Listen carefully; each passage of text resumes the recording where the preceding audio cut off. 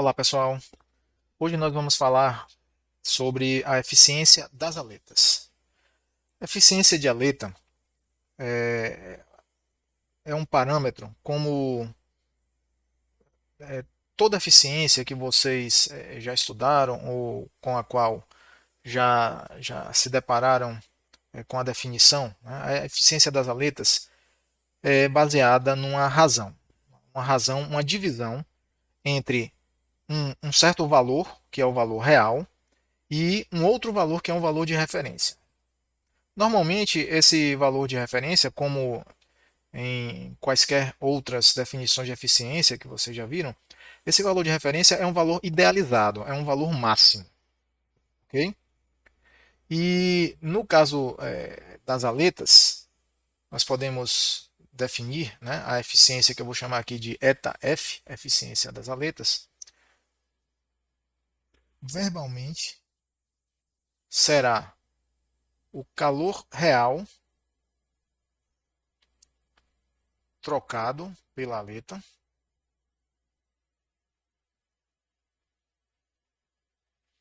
certo? O calor real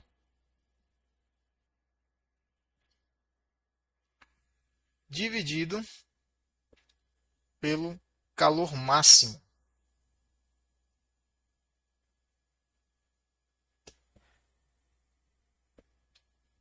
trocado pela letra.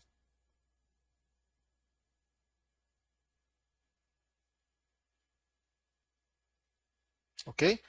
Claro que este calor máximo aqui é um valor idealizado, que na prática dificilmente podemos dizer que nunca será alcançado. Ok?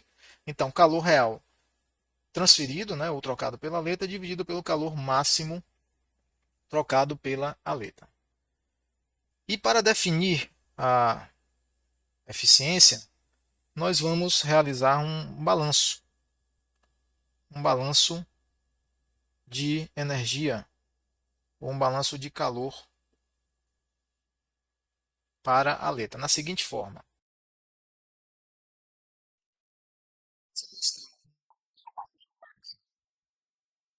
superfície base, tá? E adicionamos aletas estendendo essa superfície. Veja que como resultado final, toda a energia que é transferida a partir da superfície estendida, entenda a superfície estendida como sendo o resultado final, tá certo? Então, a superfície estendida é o conjunto da área base que ficou descoberta pelas aletas, essa área livre aqui, ó. Essa área livre, imagine que tem um fluido aqui fora. Esse fluido, ele está em contato com essa área não coberta por aletas, tá? Não ocupada por aletas. Então, haverá uma troca de energia aqui, ó. Nós teremos uma taxa a partir dessa superfície base, tá? Então, posso escrever aqui, ó, taxa da superfície base. Porém, devido à extensão da superfície, agora a energia também sai, também é transferida, sai ou entra, né?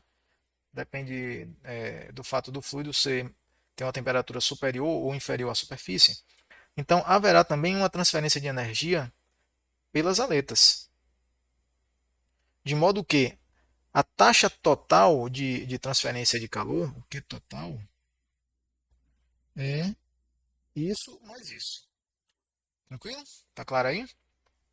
Então, nós podemos escrever que a taxa total de transferência de calor será a taxa da superfície base mais a taxa de energia transferida pelas aletas.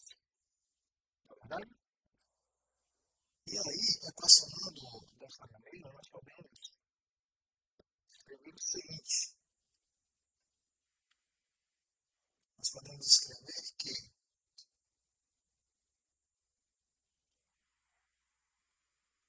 a taxa da superfície base será A0, onde A0 é essa área remanescente, tá ok?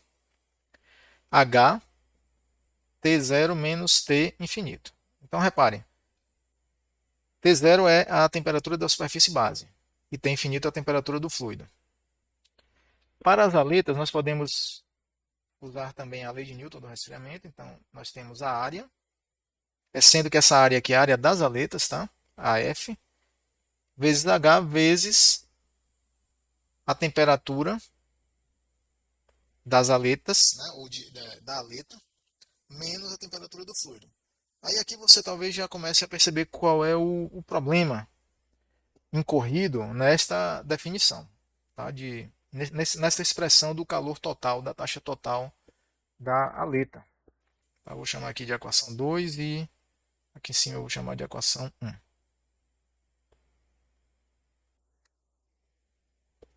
Certo? Então veja só. Nesse caso, pessoal, esta temperatura aqui, tá? A temperatura atribuída à aleta é um valor indefinido. Por que um valor indefinido? Porque a temperatura, nesse momento, tá? Indefinido nesse momento. Porque a temperatura ao longo da aleta, ainda que eu considere essa aleta como sendo unidimensional, tendo uma distribuição de temperaturas unidimensional, apenas T de x, ok? Essa temperatura irá variar. Então, para eu poder utilizar a lei de Newton do resfriamento, nesta equação aqui, eu preciso determinar um valor médio para essa temperatura da aleta. Tá? Esse é o problema, porque para determinar o valor médio, eu necessito da distribuição de temperaturas. E nós vimos na lição anterior que a distribuição de temperaturas da aleta só pode ser obtida de duas maneiras. Uma é medindo, pega um termopar ou um sensor infravermelho e mede como a temperatura varia ao longo da aleta, mede experimentalmente, ou nós resolvemos a equação diferencial da aleta. E em muitas situações, né, não só em algumas situações, em muitas situações pode ser um desafio, dependendo da geometria da aleta e da possibilidade de considerar propriedades físicas constantes ou não. Assim, substituindo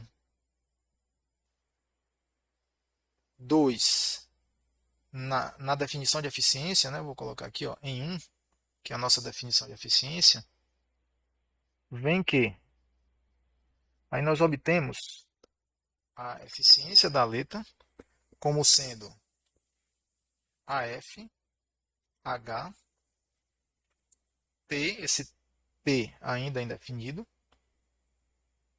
menos T infinito, dividido por A0, ou desculpa, AF, porque esse aqui ó, é o calor real da aleta, fica bem claro. Calor real, ou taxa, né, real da aleta. E aqui nós vamos escrever a taxa máxima, a taxa ideal, o calor máximo que a aleta pode transferir. Então, nós vamos, né, usar a área na lei de Newton do resfriamento. Nós vamos usar a área da aleta vezes o H convectivo vezes o ΔT. Aí vem essa questão do ΔT. O ΔT aqui é a chave para a definição de eficiência. Pelo seguinte, qual seria a condição de máxima troca térmica de uma aleta, pessoal? Veja só, vamos imaginar que aqui nós temos um fluido. Vamos botar números. Vamos dizer que o fluido aqui é o ar que está a 30 graus. Ok? Vamos dizer que essa superfície aqui é a superfície de um motor. Um motor de carro, um motor de motocicleta, um motor qualquer. Tá? Então essa superfície aí pode estar bastante quente. Digamos que ela esteja aí a 200 graus. Ok? T0, 200. Agora repare, nós sabemos que como sempre haverá uma resistência térmica ao longo da aleta, por melhor condutor que seja esse material, né, o metal, haverá um decréscimo dessa temperatura. Então a temperatura começa a 200 aqui e vai decaindo. 200, 190, 180, 150, 100. Enfim, dependendo do comprimento aqui da aleta, da altura, né, dessa altura da aleta, a temperatura aqui pode inclusive chegar muito próxima da temperatura do fluido, se a aleta for muito comprida. Nós vimos isso na lição anterior, ok? Mas para uma aleta que não é tão comprida, vamos dizer que a temperatura aqui na extremidade atinja 150 graus. Tá? Então a temperatura está variando de 200 até 150. Qual seria a condição, a melhor condição, a condição ótima para a perda de energia aqui dessa aleta? Seria se a aleta estivesse toda na temperatura da superfície base, é ou não é? Isso aconteceria como, fisicamente? Aí você precisa pensar na condutividade térmica. Né? Se a condutividade térmica do material é muito alta, vamos dizer um valor muito alto mesmo, tendendo a infinito, a resistência térmica entre dois pontos quaisquer aqui dentro da letra vai ser nula. Se a resistência térmica é nula, significa que o ΔT é nulo. Ok? Portanto, para uma aleta que tem um material, vamos dizer assim, um material fantástico, sensacional, cuja condutividade térmica é muito alta, tende ao infinito, a aleta vai estar praticamente toda, ao longo do seu comprimento, ela vai estar praticamente toda na temperatura da superfície base. Entendem? Esse é o cenário ótimo, o cenário, né, ideal para a transferência de calor dessa aleta. Portanto, o calor máximo que ela poderia trocar, numa situação hipotética que nunca será atingida, na verdade, é quando a temperatura da aleta é a própria temperatura da superfície base. Entendem? Porque esse ΔT aqui, ó, ele será máximo nessa situação. Tranquilo? Qualquer temperatura média que entre aqui produzirá um ΔT menor do que esse ΔT aqui no denominador. Entendem? E assim, chegando a essa conclusão da nossa análise, vou chamar aqui de resultado 3, mas antes ainda vou fazer uma pequena álgebra aqui, que permite escrever o seguinte: AF, A, T menos T infinito, é igual a eta F, AF, vezes o H, vezes T0 menos T infinito. E aí, esse será nosso resultado 3. Eu já coloquei num formato que será apropriado, será conveniente para a operação que vamos fazer agora. Tranquilo? Então, substituindo 3 em 2,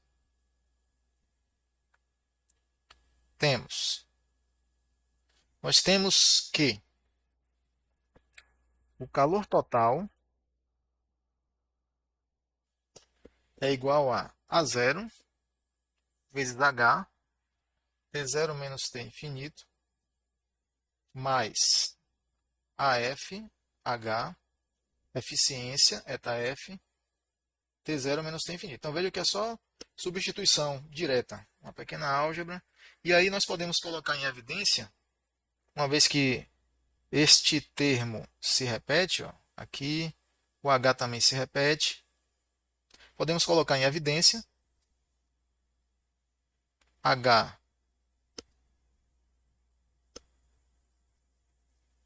e o T menos T0 em evidência, de maneira a obter H vezes área base mais área da aleta vezes a eficiência da aleta vezes a diferença de temperatura colocada em evidência, T0 menos T infinito. Nosso resultado 4. Ok? Então, esse resultado 4 tem características interessantes. Por exemplo, note que aqui nós temos a área da superfície base. Não é verdade? E aqui nós temos a área da aleta, ou das aletas, a área total das aletas. E veja, a área das aletas está multiplicada pela eficiência. Percebe? Está multiplicada pela eficiência. Esse produto aqui pode nos induzir, né, à conclusão de que a área base A0 é uma área que tem uma eficiência de 100%. Veja se não é. Afinal de contas, eu posso reescrever esse termo aqui assim, ó, e nada vai alterar. A0 vezes 1, que corresponde a 100%, mais AF vezes ΔF. Estão vendo?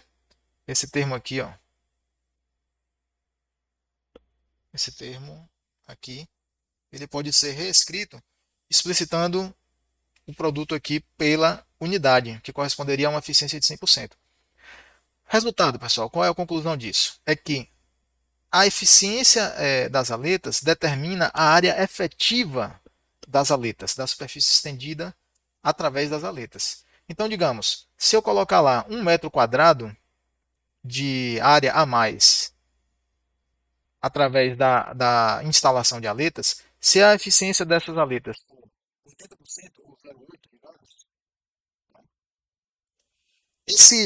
na verdade, eu não adicionei 1 metro quadrado completo de área estendida.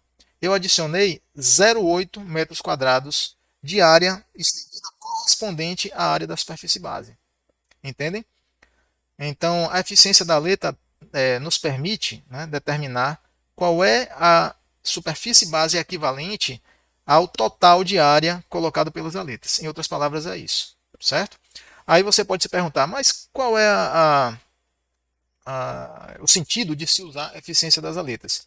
O sentido é o seguinte: se nós tivermos um gráfico de eficiência da aleta, ou uma tabela, nós podemos determinar o valor da eficiência através desse gráfico ou tabela, e com o valor da eficiência, nós entramos nessa fórmula 4, nessa expressão aqui 4, e calculamos o Q total da superfície estendida, né? A taxa total.